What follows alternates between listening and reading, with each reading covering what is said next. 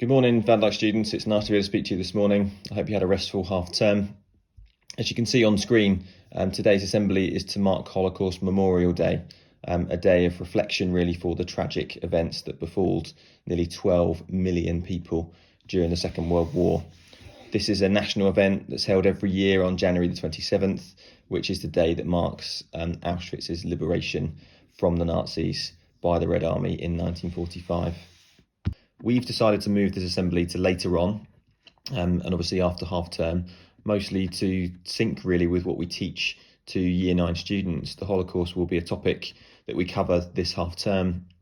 You'll get to understand the intricacies, you'll get to understand the horrors in lessons in a few weeks' time, and this can serve really as a nice introduction. Also for Year 11, there'll be an opportunity for you guys that are studying history to revisit this topic. Now, this is a national event really that's run every year by the Holocaust Memorial Trust, who are there to educate really on the Holocaust and to help us understand not just the attempted genocide of Jewish people in 1945, but unfortunately that other genocides have happened since. And their goal really is to make a much more rounded, liberal, reflective society. Every year the charity decides upon a theme, and this year's particularly poignant theme, I believe, is One Day.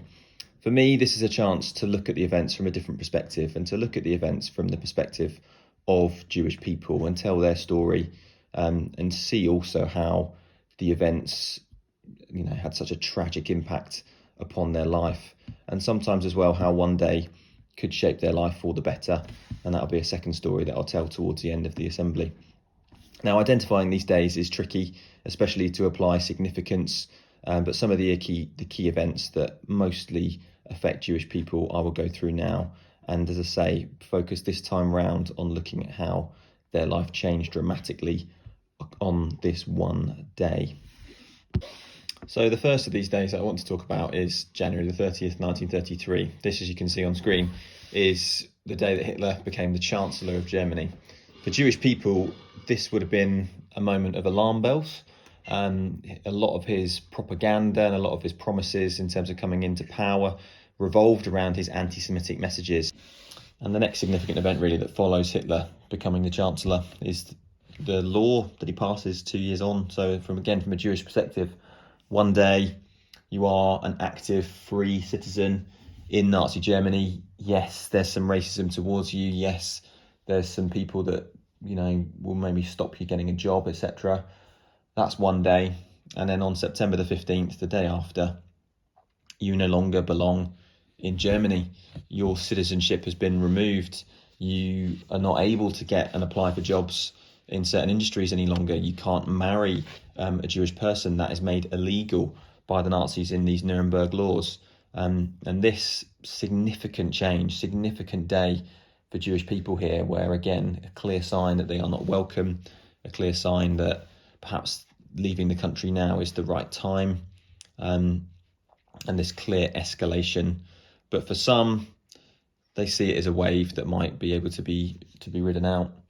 That mindset may definitely change on November the 9th and 10th of 1938. So again, one day you've got Jewish people still actively able to own property and own shops and factories and whatever.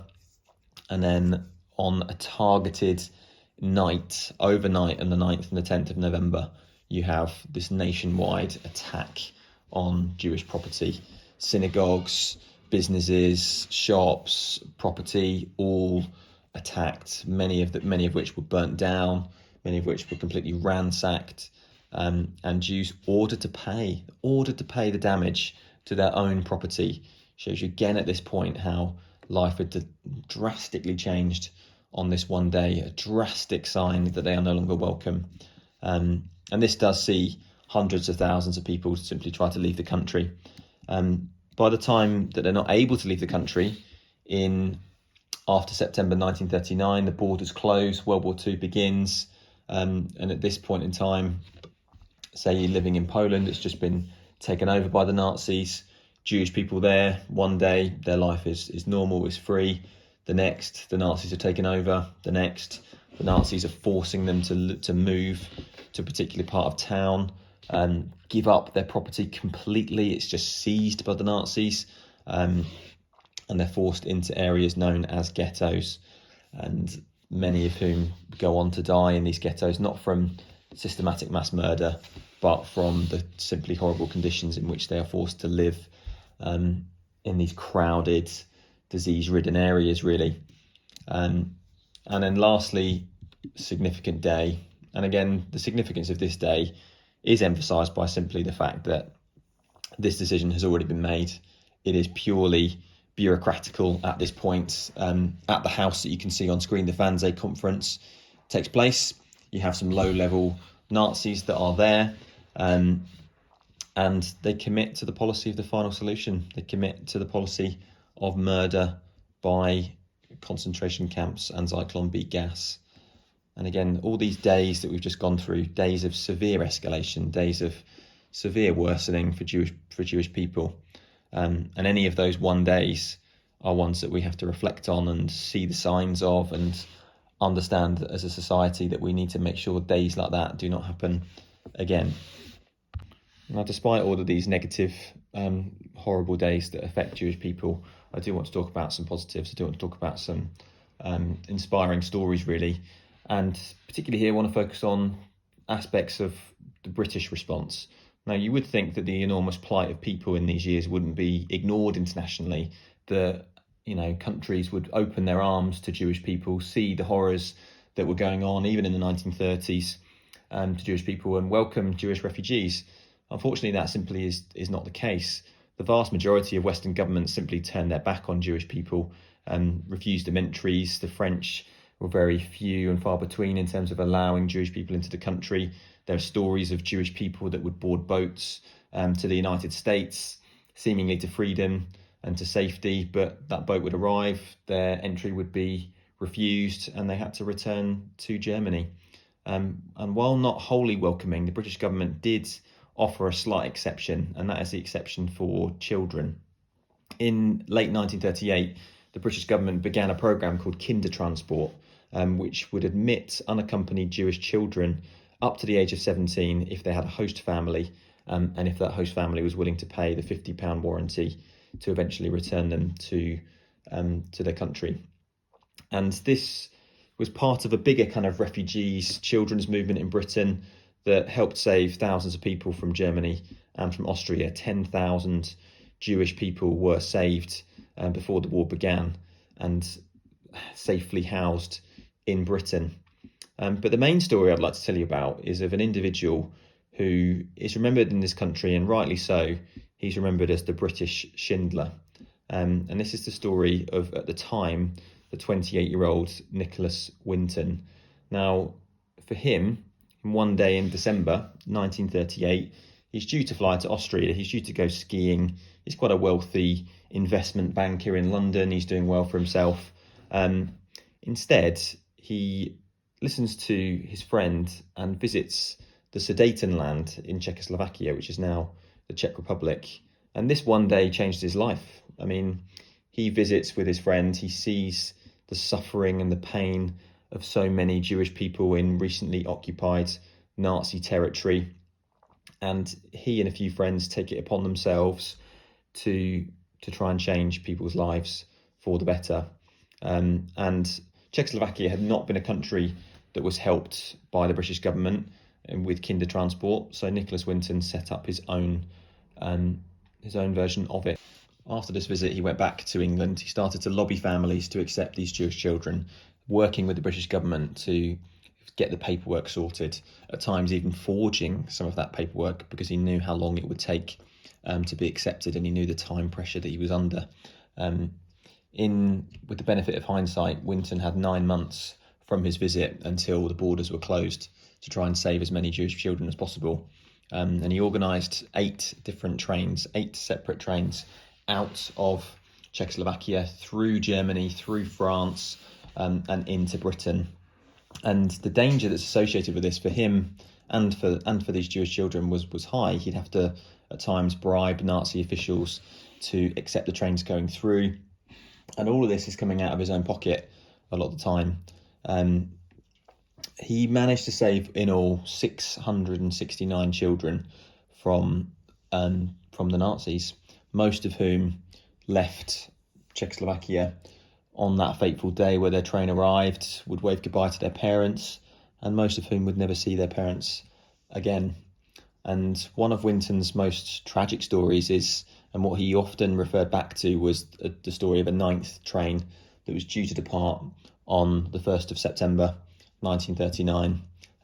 It did, and it reached Germany, by which point the war had begun and the train was sent back. And there were 250 children on that train, all of whom would later vanish. And when Winton was referred back to in later life, this was what he always referred back to. He always spoke of the regret of not being able to save those, rather than focusing on the achievement of the 650 that he did save. It's estimated that there are around 2,000 descendants as a result of Winton's actions, some of whom went on to have distinguished careers. So we have on screen here, you can see 3 different people, and I'll just read through some of the people that you can see. There's the film director, Carol Ray's, in the 1950s and the 60s, that pioneered lots of different movie techniques. The Labour Minister, Alfred Lord Dubs, who's on screen. Joe Snigelsinger, who is a Canadian broadcast correspondent. Hugo Marum, a founder of the Israeli Air Force. And Vera Gissing, who became an author. Now, all of these people on that fateful day, boarding that train, not knowing really what the journey would entail and never seeing their families again, but who owe their lives really to the selfless acts of Winton. And Winton is somebody that we must admire, particularly in today's society. Winton did all of this purely because he saw something that was wrong. He did all of this purely because he saw the plight of certain people, and he never sought recognition. When these families and these children were saved, he kept all the memories in a scrapbook and stored them in the attic and moved on. It wasn't until 1988 that his wife found the scrapbook in the attic of their house, and asked Winton about what this was about, what the stories were that were here. Winton told his wife everything that he had done, and his wife wanted some form of recognition for him. She told the BBC, and they aired a programme called That's Life. And I'm about to show you a scene from this now that some of you may recognise. And in this programme, the narrator goes on to basically tell the story of what Winton had done, and Winton receives some nice surprises from members of the audience. 4 children. This is his scrapbook. There are all kinds of fascinating pictures in it. Perhaps you can see, this is a picture of Nicholas Winton himself with one of the children he rescued. If you look at the very back of this scrapbook, fascinating things in it, all the letters. But back here is the list of all the children. This is Vera Diamant, now Vera Gissing. We did find her name on his list. Vera Gissing is with us here tonight. Hello, Vera. And I should tell you that you are actually sitting next to Nicholas Winton. Hello.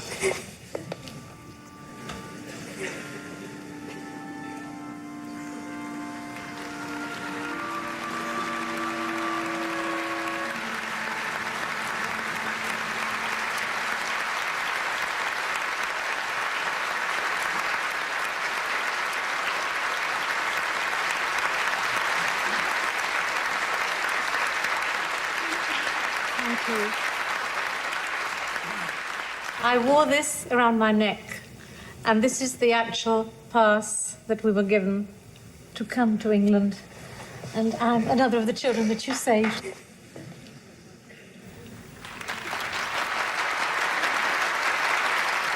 Can I ask, is there anyone in our audience tonight who owes their life to Nicholas Winton? If so, could you stand up, please?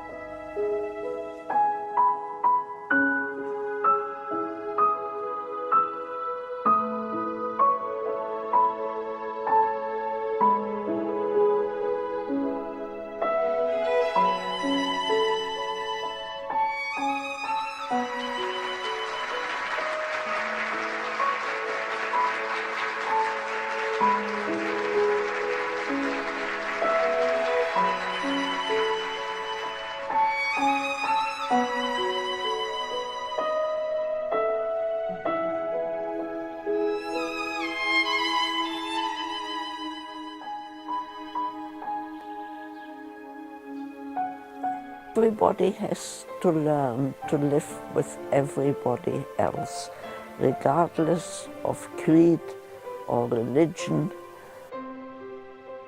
I never thought what I did 70 years ago was going to have such a big impact as apparently it has. And if it has now got a story which helps people to live for the future, well, that will be an added bonus. Now, the video you've just seen is really the first of a series of tributes to his work. He received presidential letters, a British knighthood in 2003. There are statues of him that you can see on screen in Prague and in London, and he received a Nobel Peace Prize nomination. But none of this is the motivation for Winton, as clearly seen by the fact he kept this hidden for so long. And his selfless motivation really was the driving factor behind this, seeing something that was wrong and doing something about it. Winton died in 2015, and his legacy will surely live on with him, serve an example to all of us that actually we should all act just to simply do something that will benefit your fellow man, to help when you see injustice, have the courage to intervene if you see something wrong. If the Holocaust is to teach us one thing, then it's surely to teach us how to be better human beings, to avoid repetitions like this. And Winton's story should really help us to live this dream as a society in the future. Thank you for listening today. Have a good rest of the day.